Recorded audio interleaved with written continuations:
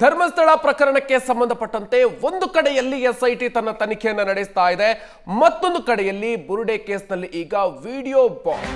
ಬುರುಡೆ ಚಿನ್ನಯ್ಯ ಹಾಗೂ ತಿಮರೋಡಿಯ ಮತ್ತೊಂದು ವಿಡಿಯೋ ಈಗ ರಿಲೀಸ್ ಆಗಿದೆ. ನಿನ್ನೆಯಷ್ಟೇ ಒಂದು ವಿಡಿಯೋವನ್ನ ಬಿಡುಗಡೆ ಮಾಡಲಾಗಿತ್ತು. ಇವತ್ತು ಮತ್ತೊಂದು ವಿಡಿಯೋ ತಿಮರೋಡಿ ಮನೆಯಲ್ಲಿ ನಡೆದಂಥ ಮಾತುಕತೆಯ ಎರಡನೇ ವಿಡಿಯೋವನ್ನ ರಿಲೀಸ್ ಮಾಡಲಾಗಿದೆ. ಇದು 2023 ಆಗಸ್ಟ್ ನಲ್ಲಿ ಮಾತನಾಡಿರುವಂತಹ ವಿಡಿಯೋ. ತಿಮರೋಡಿ ಮನೆಗೆ ಮೊದಲ ಬಾರಿಗೆ ಚಿನ್ನಯ್ಯ ಭೇಟಿ ನೀಡಿದ್ದಂತಹ ಸಂದರ್ಭದ ವಿಡಿಯೋ ಇದು. ವಿಡಿಯೋದಲ್ಲಿ ಸ್ಪಾಟ್ ನಂಬರ್ 17 ಬಗ್ಗೆ ಕೂಡ ಚಿನ್ನಯ್ಯ ಹೇಳಿರೋದು ರೆಕಾರ್ಡ್ ಆಗಿದೆ. ಗೊಮ್ಮಟ ಬೆಟ್ಟದಿಂದ ಬರುವ ಮೊದಲ ಟರ್ನ್ ನಲ್ಲಿ ಹೆಣವನ್ನ ಹೂತಿದ್ದೀನಿ ಅನ್ನುವಂಥ ವಿಚಾರವನ್ನ ಈ ವಿಡಿಯೋದಲ್ಲಿ ಚಿನ್ನಯ್ಯ ಹೇಳಿರೋದು. ಚಿನ್ನಯ್ಯ ಆತನ ಪತ್ನಿಯ ಜೊತೆಗೆ ಬಂದು ಅಲ್ಲಿ ಮಾತನಾಡ್ತಾ ಇರುವಂತಹ ವಿಡಿಯೋವನ್ನ ರೆಕಾರ್ಡ್ ಮಾಡಿಕೊಳ್ಳಲಾಗಿದೆ. ಅದರ ಮೊದಲ ಪಾರ್ಟ್ ಅನ್ನ ನಿನ್ನೆ ರಿಲೀಸ್ ಮಾಡಿದ್ರು. ಸೊ ಇವತ್ತು ಎರಡನೇ ವಿಡಿಯೋ. ಸುಮಾರು 70ಕ್ಕೂ ಹೆಚ್ಚು ಹೆಣವನ್ನ ಹೂತು ಹಾಕಿದ್ದೀನಿ. ಚಿನ್ನಯ್ಯ ಕೇರಳ ಮೂಲದ ಬಿಳಿ ಸೀರೆ ಇದ್ದಂತ ಹೆಂಗಸಿನ ಹೆಣವನ್ನ ಹೂತಿದ್ದೀನಿ ಅನ್ನುವಂಥ ವಿಚಾರವನ್ನು ಕೂಡ ಆ ವಿಡಿಯೋದಲ್ಲಿ ಹೇಳಿರೋದು.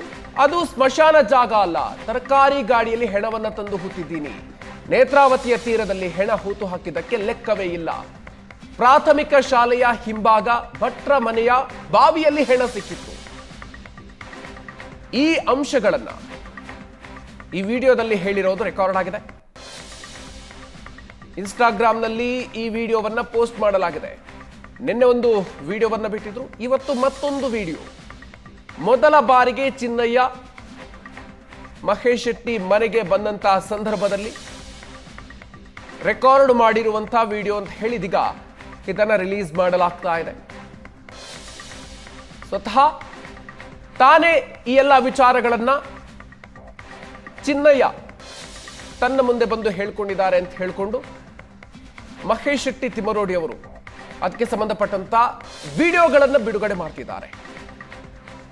ಹೆಚ್ಚಿನ ಡೀಟೇಲ್ಸ್ ಕೊಡ್ತಾರೆ ನಮ್ಮ ಪ್ರತಿನಿಧಿ ಭರತ್ ರಾಜ್. ಇದೀಗ ನಮ್ಮ ಜೊತೆಗೆ ನೇರ ಸಂಪರ್ಕದಲ್ಲಿ ಜಾಯ್ನ್ ಆಗ್ತಾ ಇದ್ದಾರೆ. ಭರತ್, ಇದೀಗ ಈ ವಿಡಿಯೋಗೆ ಸಂಬಂಧಪಟ್ಟಂತೆ ಇದು ತನಿಖೆಗೆ ಸಂಬಂಧಪಟ್ಟಂತೆ ಯಾವ ರೀತಿಯಾಗಿ ಮಹತ್ವವನ್ನು ಪಡ್ಕೊಳ್ಳುತ್ತೆ? ಯಾಕಂತಂದ್ರೆ ಚಿನ್ನಯ್ಯ ಈಗಾಗಲೇ SIT ಮುಂದೆ ಹೇಳಿಕೆಯನ್ನು ನೀಡುವಂತಹ ಸಂದರ್ಭದಲ್ಲಿ ಉಲ್ಟಾ ಹೊಡೆದಿರುವಂತಹ ಒಂದು ಹಿನ್ನೆಲೆಯಲ್ಲಿ ಸೊ ಇದು ಯಾವ ರೀತಿಯಾಗಿ SIT ತನಿಖೆಯ ಸಂದರ್ಭದಲ್ಲಿ ಇದರ ಇಂಪಾರ್ಟೆನ್ಸ್ ಎಷ್ಟರ ಮಟ್ಟಿಗೆ ಇರುತ್ತೆ ಅಂತ? ಮಧುಕರ್, ಹೌದು, ಬಹುಶಃ ಈ ವಿಡಿಯೋ ಈಗಷ್ಟೇ ಸೋಷಿಯಲ್ ಮೀಡಿಯಾಗಳಲ್ಲಿ ಪಬ್ಲಿಕ್ ಡೊಮೈನ್ಗಳಲ್ಲಿ ಬಿತ್ತರ ಆಗಿರಬಹುದು. ಆದ್ರೆ ಈ ವಿಡಿಯೋಗಳ ಸತ್ಯಾಸತ್ಯತೆಯನ್ನು ಮತ್ತು ಅದಕ್ಕೆ ಸಂಬಂಧಪಟ್ಟ ಮಾಹಿತಿಗಳನ್ನು ಈಗಾಗಲೇ SIT ಕಲೆ ಹಾಕ್ತಾ ಇದೆ ಮತ್ತು SIT ಯಲ್ಲಿ ಈ ಒಂದು ವಿಡಿಯೋಗಳು ಇದೆ ಅನ್ನುವಂತ ಮಾಹಿತಿಗಳು ಕೂಡ ಇರುವಂತೆ. ಯಾಕಂದ್ರೆ ಈಗ ಇದು ಭಾಗಗಳಾಗಿ ಅಂದ್ರೆ 3 ನಿಮಿಷಗಳ ತುಂಡುಗಳಾಗಿ ಪಾರ್ಟ್ 1 ಪಾರ್ಟ್ 2 ಗಳ ಅಡಿಯಲ್ಲಿ ಬರ್ತಾ ಇದೆ. ಆದ್ರೆ ಸುಮಾರು ಒಂದು ಸುದೀರ್ಘ 1 ಗಂಟೆ ಅವಧಿಯ ವಿಡಿಯೋ ಇದೆ ಅನ್ನುವಂತ ಮಾಹಿತಿಗಳು ಕೂಡ ಎಕ್ಸಾಕ್ಟ್ ಆಗಿರುವಂತದ್ದು. ಇನ್ನು ನಾವು ಪ್ರಕರಣದ ಆರಂಭದಿಂದಲೂ ಕೂಡ ಅನೇಕ ವಿಚಾರಗಳ ಬಗ್ಗೆ ಚರ್ಚೆಗಳನ್ನು ಮಾಡ್ತಾ ಇದ್ವಿ. ಈ ಪ್ರಕರಣ ಚಿನ್ನಯ್ಯನ ಬಂಧನದ ನಂತರ ಷಡ್ಯಂತ್ರದ ಭಾಗವಾಗಿ ಅನ್ನುವಂತ ಆರೋಪದ ಮೇಲೆ ಚರ್ಚೆಗೆ ಒಳಗಾಗಿತ್ತು. ಆ ಸಂದರ್ಭದಲ್ಲಿ ಅದು ಮಹೇಶ್ ಶೆಟ್ಟಿ ತಿಮರೋಡಿ ಇರಬಹುದು ಅಥವಾ ಜಯಂತ್ ಟಿ, ಗಿರೀಶ್ ಮಟ್ಟನ್ ಅವರು, ಹೀಗೆ ಅನೇಕರ ಹೆಸರುಗಳು ಕೇಳಿ ಬರ್ತಾ ಇತ್ತು. ಸುದೀರ್ಘ 10-15 ದಿನಗಳ ಕಾಲ ಅವರನ್ನ ನೋಟಿಸ್ ಕೊಟ್ಟು ಮಹೇಶ್ ಶೆಟ್ಟಿ ತಿಮರೋಡಿಯನ್ನು ಹೊರತುಪಡಿಸಿ ಬಹುತೇಕ ಎಲ್ಲರನ್ನ ಕೂಡ ನೋಟಿಸ್ ಕೊಟ್ಟು ಕರೆಸಿ ಸುದೀರ್ಘ ವಿಚಾರಣೆಗಳನ್ನು ನಡೆಸಿದ್ರು. ಆ ಸಂದರ್ಭದಲ್ಲೂ ಕೂಡ ಅವರ ಬಂಧನ ಆಗುತ್ತೆ, ಅವರ ವಿರುದ್ಧ ಕ್ರಮಗಳಾಗುತ್ತೆ ಅನ್ನುವಂತ ಚರ್ಚೆಗಳ ಮಧ್ಯೆ ಅವರನ್ನ ಬಿಟ್ಟು ಕಳಿಸಲಾಗಿರುವಂತದ್ದು. ಆದರೆ ಯಾವುದೇ ಕ್ಷಣದಲ್ಲಿ ಮತ್ತೆ ನೋಟಿಸ್ ಕೊಟ್ಟರೆ ವಾಪಸ್ ಬರಬೇಕು ಅನ್ನುವಂತಹ ಒಂದು ಸೂಚನೆಯನ್ನು SIT ಅವರಿಗೆ ಕೊಟ್ಟಿದೆ. ಆದರೆ ಈ ಮಧ್ಯೆ ಈಗ ಇಂಥ ವಿಡಿಯೋಗಳು ಸೋಷಿಯಲ್ ಮೀಡಿಯಾಗಳಲ್ಲಿ ಚರ್ಚೆಗೆ ಬಂದಿರುವಂತದ್ದು. ಸ್ವತಃ ಮಹೇಶ್ ಶೆಟ್ಟಿ ತಿಮರೋಡಿ ಸಹೋದರರ ಮಗ ಮೋಹನ್ ಕುಮಾರ್ ಶೆಟ್ಟಿ ಅವರ ಮಗ ತನುಷ್ ಶೆಟ್ಟಿ ಅಫಿಷಿಯಲ್ ಅಕೌಂಟ್ ನಲ್ಲಿ ಮಹೇಶ್ ಶೆಟ್ಟಿ ತಿಮರೋಡಿ ಅವರಿಗೆ ಟ್ಯಾಗ್ ಮಾಡಿದ ರೀತಿಯಲ್ಲಿ ವಿಡಿಯೋಗಳನ್ನು ಹರಿಬಿಡಲಾಗಿದೆ. ಬಹುತೇಕ ವಿಡಿಯೋಗಳನ್ನು ನೋಡುವಾಗ ನಮಗೆ ಸಿಕ್ಕ ಮಾಹಿತಿ ಪ್ರಕಾರ ಕಳೆದ 2023 ಆಗಸ್ಟ್ ತಿಂಗಳಲ್ಲಿ ವಿಡಿಯೋವನ್ನು ರೆಕಾರ್ಡ್ ಮಾಡಲಾಗಿದೆ. ಅಂದ್ರೆ ಸುಮಾರು ವರ್ಷಗಳ ನಂತರ, ಅಂದ್ರೆ 2014ರಲ್ಲಿ ಧರ್ಮಸ್ಥಳವನ್ನು ತ್ಯಜಿಸಿದಂತಹ ಚಿನ್ನಯ್ಯ ಏನಿದ್ದಾನೆ ಆತ ಧರ್ಮಸ್ಥಳಕ್ಕೆ ಬಂದ ಬಳಿಕ ವಿಠಲ್ ಗೌಡ ಅವರ ನೇತೃತ್ವದಲ್ಲಿ ಈ ಒಂದು ಮಹೇಶ್ ಶೆಟ್ಟಿ ತಿಮರೋಡಿ ಮನೆಗೆ ಬಂದಿದ್ದ, ಅಲ್ಲಿ ನಡೆದಂತಹ ಘಟನೆಗಳ ಬಗ್ಗೆ ಸಮಗ್ರವಾಗಿ ಹೇಳಿದ್ದಾನೆ ಅನ್ನುವಂಥದ್ದು. ನಿನ್ನೆ ವಿಡಿಯೋದಲ್ಲಿ ಒಂದಷ್ಟು ಬೇರೆ ರೀತಿಯಾಗಿ, ಅಂದ್ರೆ ಅಲ್ಲಿ ಶವಗಳನ್ನು ಹೂತಿದ್ದೆ, ಅಲ್ಲಿ ಒಂದು ರೀತಿಯಾದಂತಹ ವಿದ್ಯಮಾನಗಳು ನಡೆದಿತ್ತು, ಬೇರೆ ರೀತಿಯಾಗಿ ಆರಂಭದಿಂದ ಆತೇನು ದೂರಿನಲ್ಲಿ ಕೊಟ್ಟಿದ್ದಾನೆ ಅದೇ ವಿಚಾರಗಳನ್ನು ಮತ್ತೆ ಪುನರಾವರ್ತಿತವಾಗಿ ಉಲ್ಲೇಖ ಮಾಡಿದ್ದಂಥದ್ದು. ಆ ಬಳಿಕ ಈಗ ಬಂದಿರುವಂತಹ ವಿಡಿಯೋದಲ್ಲಿ ಒಂದಷ್ಟು ನಾವು ಆರಂಭದಲ್ಲಿ ಗೊಮ್ಮಟ ಬೆಟ್ಟದ ಬಗ್ಗೆ ಚರ್ಚೆ ಮಾಡ್ತಿದ್ವಿ. ಪಾಯಿಂಟ್ ನಂಬರ್ 17 ಅಂತ ಗುರುತಿಸಿ ಆ ಒಂದು ಜಾಗಕ್ಕೂ ಕೂಡ JCB ತೆಗೆದುಕೊಂಡು ಹೋಗಿ ಅಲ್ಲಿ ಉತ್ಖನನ ಮಾಡಲಾಗಿ ಮಾಡಲಾಗಿದೆ, ಆದ್ರೆ ಅಲ್ಲಿ ಯಾವ ವಸ್ತುಗಳು ಕೂಡ ಸಿಕ್ಕಿರಲಿಲ್ಲ. ಈಗ ವಿಡಿಯೋದಲ್ಲಿ ಇರುವಂತದ್ದು ಅಂದ್ರೆ ಸುಮಾರು 2 ವರ್ಷಗಳ ಹಿಂದೆ ಚಿತ್ರೀಕರಣವಾಗಿರುವಂತಹ ವಿಡಿಯೋದಲ್ಲೂ ಕೂಡ ಕೇರಳ ಮೂಲದ ಬಿಳಿ ಸೀರೆ ಉಟ್ಟಂತ ಒಂದು ಮಹಿಳೆಯ ಮೃತದೇಹವನ್ನ ನಾನು ಅಲ್ಲಿ ಹೂತಿದ್ದೀನಿ ಅನ್ನುವಂಥದ್ದನ್ನ ಆತ ಹೇಳಿದಾನೆ. ಅದ್ರ ಜೊತೆಗೆ ಈ ಪಾಂಗಳ ಅಂದ್ರೆ ನಾವು ಗುಮ್ಮಟ ಬೆಟ್ಟಕ್ಕೆ ಹೋಗುವಾಗ ಅದರ ನಾವು ಧರ್ಮಸ್ಥಳದ ಭಾಗಕ್ಕೆ ಮುಖ ಮಾಡಿ ನಿಂತರೆ ನಮ್ಮ ಬಲಭಾಗಕ್ಕೆ ಕೆಳಭಾಗದ ಕಾಡು ಏನಿದೆ ಆ ಕಾಡು ಪ್ರದೇಶಗಳು ನೇರವಾಗಿ ಪಾಂಗಳದ ರಸ್ತೆಯ ಕಂಟಿನ್ಯೂಟಿಗೆ ಕನೆಕ್ಟ್ ಆಗುವಂತ ದಾರಿ ಅದು. ಆ ಒಂದು ಜಾಗದಲ್ಲಿ ಸುಮಾರು 70ರಿಂದ 75ಕ್ಕೂ ಮೃತದೇಹಗಳನ್ನ ತರಕಾರಿ ಮಾರುವಂತ ತಳ್ಳುಗಾಡಿಯಲ್ಲಿ ತೆಗೆದುಕೊಂಡು ಹೋಗಿ ಹೂತ್ ಹಾಕಿದ್ದೀನಿ ಅನ್ನುವಂಥದ್ದನ್ನ ಆತ ಮಹೇಶ್ ಶೆಟ್ಟಿ ತಿಮರೋಡಿಯ ಮುಂದೆ ಹೇಳ್ತಾನೆ. ಹೀಗೆ ಅನೇಕ ವಾದಗಳನ್ನ ಅನೇಕ ವಿಚಾರಗಳನ್ನ ಮಹೇಶ್ ಶೆಟ್ಟಿ ತಿಮರೋಡಿ ಜೊತೆ ಹಂಚಿಕೊಂಡಿರುವಂತದ್ದು. ಸದ್ಯಕ್ಕೆ ಕೇವಲ 3ರಿಂದ 6 ನಿಮಿಷಗಳ 2 ವಿಡಿಯೋಗಳಷ್ಟೇ ಹೊರಬಿದ್ದಿದೆ. ಬಹುಶಃ ಇವತ್ತು ನಾಳೆ ನಾಡಿದ್ದು ನಿರಂತರವಾಗಿ ಒಂದಷ್ಟು ಈ ರೀತಿಯಾದಂತಹ ವಿಡಿಯೋಗಳು ಸಾಮಾಜಿಕ ತಾಣಗಳಲ್ಲಿ ಬಿಡುಗಡೆ ಆಗುವಂತ ಸಾಧ್ಯತೆಗಳಿವೆ. ಯಾವೆಲ್ಲ ವಿಡಿಯೋಗಳಲ್ಲಿ ಏನೆಲ್ಲ ಕಂಟೆಂಟ್ಗಳಿದೆ ಅನ್ನುವಂಥದ್ದಕ್ಕಿಂತ ಹೆಚ್ಚಾಗಿ ಆರಂಭದಲ್ಲಿ ಜುಲೈ 11ಕ್ಕೆ ಬಂದು ಆತ ನ್ಯಾಯಾಲಯಕ್ಕೆ ಕೊಟ್ಟಂತ 183 ಸ್ಟೇಟ್ಮೆಂಟ್ ಏನಿದೆ, 164 CRPC ಮತ್ತು BNSS 183 ಅಡಿಯಲ್ಲಿ ಕೊಟ್ಟ ಹೇಳಿಕೆಗಳಿದೆ. ಅದೇ ಹೇಳಿಕೆಗಳನ್ನ ಆತ ಮಹೇಶ್ ಶೆಟ್ಟಿ ತಿಮರೋಡಿಯ ಮುಂದೆ ಕೂಡ ಬಂದು ಹೇಳಿದಾನೆ. ಅದನ್ನೇ ಅವರು ಪ್ರಶ್ನೆ ಮಾಡಿದ್ದಾರೆ ಅನ್ನುವಂಥದ್ದು ಮಾತುಗಳಿರುವಂತದ್ದು. ಹಾಗಾಗಿ ಇದು ಬಹಳ ಚರ್ಚಿತವಾದಂತ ವಿಚಾರ. ಇದು ಷಡ್ಯಂತ್ರ ಅಲ್ಲ ಅನ್ನುವಂಥದ್ದನ್ನ ನಿರೂಪಿಸುವ ಕಾರಣಕ್ಕೆ, ಅಂದ್ರೆ ಯಾವ ಷಡ್ಯಂತ್ರ ಅನ್ನುವಂತ ಆರೋಪಗಳಿದೆಯೋ ಹಾಗಾಗಿ ಇದು ಯಾವುದು ಷಡ್ಯಂತ್ರಗಳಲ್ಲ. ಆತನೇ ಬಂದಿದ್ದಾನೆ, ಆತನೇ ಕಥೆಗಳನ್ನ ಹೇಳಿದ್ದಾನೆ, ಆತನೇ ಅಲ್ಲಿ ನಡೆದಂತ ವಿಚಾರಗಳನ್ನು ನಮ್ಮ ಮುಂದೆ ಹೇಳಿದ್ದಾನೆ. ಆಗ ನಾವು ಆತನಿಗೆ ಲೀಗಲ್ ಸಪೋರ್ಟ್ ಆಗಿ ನಿಂತಿದ್ದೀವಿ. ಕಾನೂನಾತ್ಮಕವಾಗಿ ವಕೀಲರಾದಂತ ಧನಂಜಯ್ ಅಂತವರು ನಿಂತಿದ್ರೆ ನೈತಿಕ ಬೆಂಬಲವಾಗಿ ಈ ಭಾಗದಲ್ಲಿ ನಾವು ಸೌಜನ್ಯ ಪರ ಹೋರಾಟಗಾರರಾಗಿದ್ದಂಥವ್ರು. ಹಾಗಾಗಿ ನಾವು ನಿಂತಿದ್ದೀವಿ ಅನ್ನುವಂಥದ್ದು ಈಗ ಒಂದು ಅದನ್ನ ನಿರೂಪಿಸುವಂತಹ ಪ್ರಕ್ರಿಯೆಗಳ ಭಾಗವಾಗಿ. ಯಾಕಂದ್ರೆ ಇದರಲ್ಲಿ 2 ಆಯಾಮಗಳು.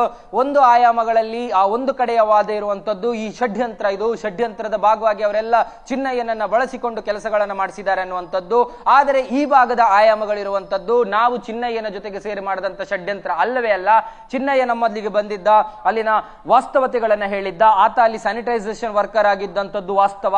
ಆ ಕಾರಣಕ್ಕಾಗಿ ಆತನಿಗೆ ನೈತಿಕವಾಗಿ ಬೆಂಬಲ ಕೊಟ್ಟಿದ್ದೀವಿ, ಆತನಿಗೆ ಬೇಕಾದಂತಹ ಬೆಂಬಲಗಳನ್ನಷ್ಟೇ ಕೊಟ್ಟಿದ್ದೀವಿ ಹೊರತುಪಡಿಸಿದ್ರೆ ಯಾವುದು ಷಡ್ಯಂತ್ರ ಅಲ್ಲ ಅನ್ನುವಂಥದ್ದನ್ನ ಬಹಳ ಕ್ಲಿಯರ್ ಆಗಿ ಪ್ರೂವ್ ಮಾಡಲಿಕ್ಕೆ ಇಂತಹ ವಿಡಿಯೋಗಳು, ಅಂದ್ರೆ ಸುಮಾರು ಸಮಯಗಳ ಹಿಂದೆ ರೆಕಾರ್ಡ್ ಆದಂತಹ ವಿಡಿಯೋಗಳು ಈಗ ಟ್ರೆಂಡ್ ಸಾಮಾಜಿಕ ತಾಣಗಳಲ್ಲಿ ಚರ್ಚೆಯಲ್ಲಿರುವಂತದ್ದು. ಹಾಗಾಗಿ ಇದರ ಬಗ್ಗೆ SIT ಅಷ್ಟೇ ಇದರ ಬಗ್ಗೆ ತನಿಖೆ ನಡೆಸಬೇಕು. ಬಹುತೇಕ SIT ಅಂಗಳದಲ್ಲೂ ಕೂಡ ಈ ವಿಡಿಯೋಗಳು ಪೂರ್ಣ ವಿಡಿಯೋಗಳಿದೆ. ಯಾಕಂದ್ರೆ ಕೇವಲ ನಾವು ನೋಡ್ತಾ ಇರುವಂತದ್ದು 2, 3, 4 ನಿಮಿಷ, 5 ನಿಮಿಷ, 6 ನಿಮಿಷಗಳ ವಿಡಿಯೋಗಳಷ್ಟೇ. ಆದ್ರೆ ಪರಿಪೂರ್ಣವಾದ ವಿಡಿಯೋಗಳು SIT ಅಂಗಳದಲ್ಲೂ ಕೂಡ ಇದೆ. ಹಾಗಾಗಿ ಅವರು ಕೂಡ ಇದರ ಬಗ್ಗೆ ಈಗಾಗಲೇ ಒಂದು ಹಂತದ ತನಿಖೆಯನ್ನು ಮುಕ್ತಾಯಗೊಳಿಸಿದ್ದಾರೆ.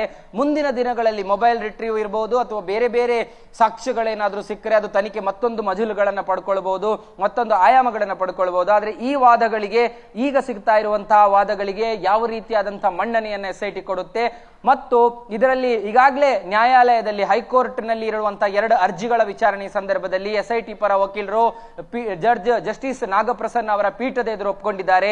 ಅಂದ್ರೆ ಈ ಪ್ರಕರಣದಲ್ಲಿ ದೂರುದಾರ ಆರಂಭದಲ್ಲಿ ಬಂದಂತಹ ಆರಂಭಿಕ ಸಾಕ್ಷಿ ದೂರುದಾರ ಚಿನ್ನಯ್ಯ ಮತ್ತೆ ತನ್ನ ಹೇಳಿಕೆಯನ್ನ ತಿರುಚಿ ತಪ್ಪೊಪ್ಪಿಕೊಂಡಿದ್ದಾನೆ. ಅದರ ಜೊತೆಗೆ ಆತನ ಹೇಳಿಕೆಗಳ ಆಧಾರದಲ್ಲಿ ಇದರಲ್ಲಿರುವಂತಹ ಷಡ್ಯಂತ್ರಗಳನ್ನ ನಾವು ಬಯಲು ಮಾಡಬೇಕಾಗಿದೆ. ಆ ಪ್ರಕ್ರಿಯೆಯಲ್ಲಿ SIT ಇದೆ ಅನ್ನುವಂಥದ್ದನ್ನ ಕೂಡ ಹೇಳ್ತಾ ಇದ್ದಾರೆ. ಹಾಗಾದ್ರೆ ಈ ಷಡ್ಯಂತ್ರಗಳಲ್ಲಿ ಈ ಟೀಮೇ ಇದೆಯಾ ಅಥವಾ ಬೇರೆ ಯಾರಾದ್ರೂ ಇದ್ದಾರಾ ಅಥವಾ ಷಡ್ಯಂತ್ರವೇ ನಡೆದಿಲ್ಲ, ಕೇವಲ ಚಿನ್ನಯ್ಯ ಒಬ್ಬನೇ ಇದರ ಪಾತ್ರಧಾರಿ, ಸೂತ್ರಧಾರಿ, ಆತ ಒಬ್ಬನೇ ಆಗಿದ್ದಾನೆ ಅನ್ನುವಂಥದ್ದಕ್ಕೆ ಕೆಲವೇ ದಿನಗಳಲ್ಲಿ ಉತ್ತರ ಸಿಗಬಹುದು. ಆದ್ರೆ ಅದಕ್ಕೂ ಮೊದಲು ಇಂತಹ ವಿಡಿಯೋಗಳು ಹರಿದಾಡ್ತಾ ಇದೆ, ಇಂತಹ ವಿಡಿಯೋಗಳು ಬರ್ತಾ ಇದೆ, ಅನೇಕ ರೀತಿಯ ಚರ್ಚೆಗಳಾಗ್ತಾ ಇದೆ. ಕೆಲವೊಂದು ಕಡೆಗಳಲ್ಲಿ ಅಂದ್ರೆ ಮಹೇಶ್ ಶೆಟ್ಟಿ ತಿಮರೋಡಿ ಎದುರುಗಡೆ ಆತ ಹೇಳ್ತಾ ಇರುವುದೆಲ್ಲ ವಾಸ್ತವ.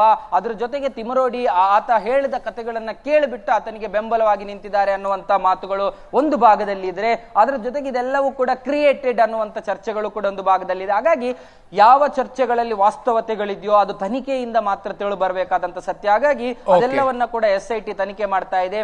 ಮತ್ತಷ್ಟು ವಿಡಿಯೋಗಳು ಇನ್ನು ಮುಂದೆ ಬರುವ ಸಾಧ್ಯತೆಗಳಿವೆ, ಅದು ಕೂಡ ನಿರೀಕ್ಷಿಸಬೇಕು. ಅದರಲ್ಲಿ ಯಾವ ರೀತಿಯಾದಂತಹ ಸ್ಫೋಟಕವಾದ ಅಂಶಗಳು ಇದೆ ಅನ್ನುವಂಥದ್ದನ್ನು. Okay, thank you Bharat ಡೀಟೇಲ್ಸ್ಗೆ.